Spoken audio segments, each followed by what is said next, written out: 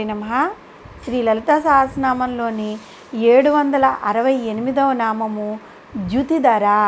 ఈ నామానికి అర్థం ఏంటి అంటే, ద్యుతి అంటే కాంతిని, ధర అంటే ధరించినది అని అర్థం. ఒక అపూర్వమైన కాంతిపుంజం అమ్మవారు.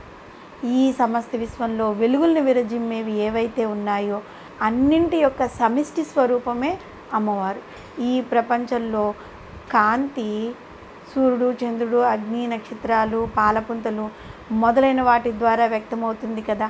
వీరందరి యొక్క సమిష్టి వెలుగు స్వరూపమే జగన్మాత. ద్యుతిమంగగతాం కాంతిం ధారయ ద్యుతిధర అన్నారు.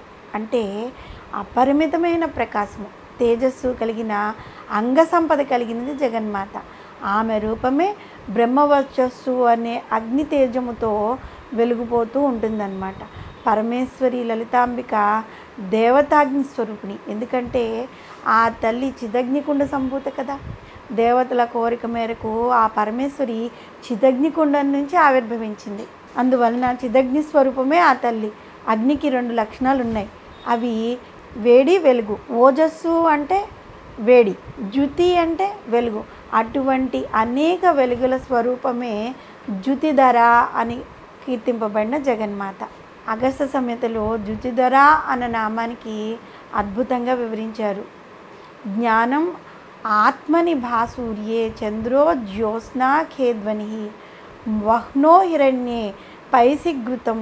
అంటే జ్ఞానము లేని ఆత్మను, కాంతి లేని సూర్యుడిని, వెన్నెల లేని చంద్రుణ్ణి, ప్రకాశం లేని హిరణ్యమును లేదంటే బంగారమును, వెన్న, నెయ్యి లేని పాలను మనం ఏ విధంగా ఊహించలేమో అదేవిధంగా ఓజస్సు, తేజస్సు, వర్చస్సు లేని జగన్మాత రూపంను అసలు మనం ఊహించలేం.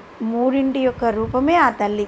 విష్ణు సహస్రనామ స్తోత్రంలో 43వ శ్లోకంలో పరబ్రహ్మ స్వరూపుడైన విష్ణు భగవాన్ని మనం ఏమని స్తుతించాము? ఓజస్తేజోద్యుతిధర ప్రకాశాత్మ ప్రతాపన రుద్ధ స్పష్టాక్షరో మంత్రం చందాంశు భాస్కరద్యుతి అన్నాం. ఈ శ్లోకంలో ఓజస్తేజోద్యుతిధర అని విష్ణు సహస్రనామంలో 276వ నామం. ఈ నామంతో భగవానుడైన విష్ణువును ఓజస్సు అనగా ప్రాణబలం, తేజస్సు అనగా శక్తి శౌర్యము, ద్యుతి అనగా ప్రకాశము, ఈ మూడింటి యొక్క సమిష్టి రూపంగా వర్ణించాం. పరబ్రహ్మ స్వరూపిణి అయిన జగన్మాత కూడా ద్యుతిధర అని ఆరూపముగా వర్ణింపబడిందన్నమాట. జగన్మాత ద్యుతి రూపమైన తేజోరూపంగా ఆవిర్భవించిన విధానాన్ని దుర్గా సప్తశతి 2వ అధ్యాయము మహాద్భుతంగా కళ్ళకు కట్టినట్లుగా వివరించింది. ఏమని ఉందంటే, పూర్వము అసురులకు దేవతలకు జరిగిన యుద్ధంలో అసురరాజైన మహిషాసురుడు దేవేంద్రుని ఓడించి ఇంద్ర పదవిని అధిష్ఠానించాడు. అతడు దేవతలను అనేక విధాలుగా బాధించాడు. ఈ బాధలను భరించలేని దేవతలు బ్రహ్మను వెంట పెట్టుకుని శివుడు, విష్ణువు ఉన్న చోటికి పోయి మహిషాసురుని చేస్తున్న అకృత్యాలన్నీ వారికి వివరించాడు.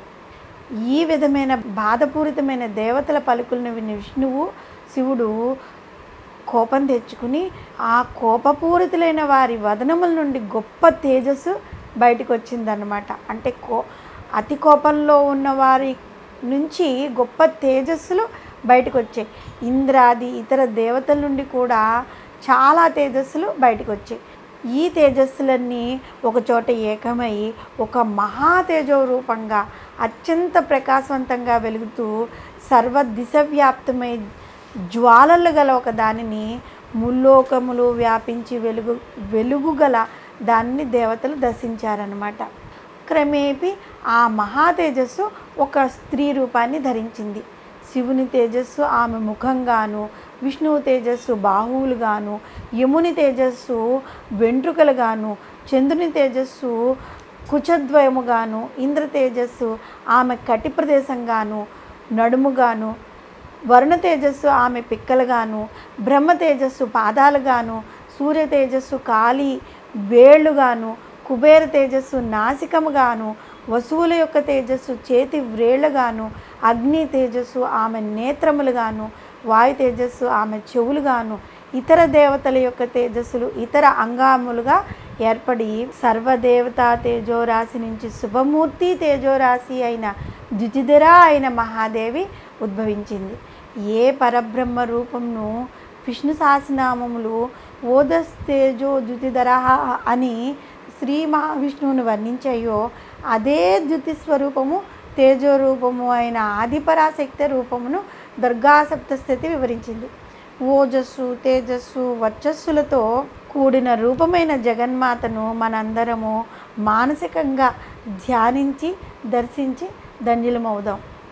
ద్యుతిధర అనే నామంతో అమ్మవారిని మనం కనుక పూజించినట్లయితే మనము ఈ నామంలో చెప్పుకున్నాం కదా, వెలుగులు విరజిమ్మే ద్యుతితో కూడిన ఆ ప్రకాశవంతమైన ఆ తల్లి మనకు ఓజస్సును తేజస్సును మనకి ప్రసాదిస్తుంది. ఈ విధంగా మనకి ఎలాంటి అనారోగ్యాలు రాకుండా మన కోరికలు తీరుస్తుంది ఆ తల్లి. శ్రీమాత్రే నమః.